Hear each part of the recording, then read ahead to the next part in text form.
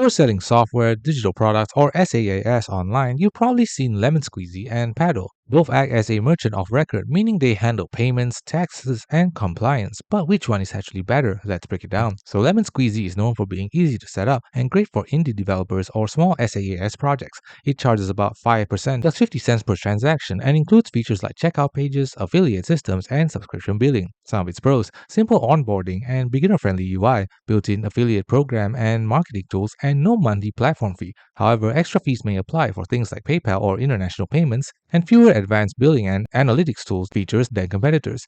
It's best for solo founders or indie creators selling digital products or small SaaS tools. Paddle is a more enterprise-focused payment platform used by thousands of software companies.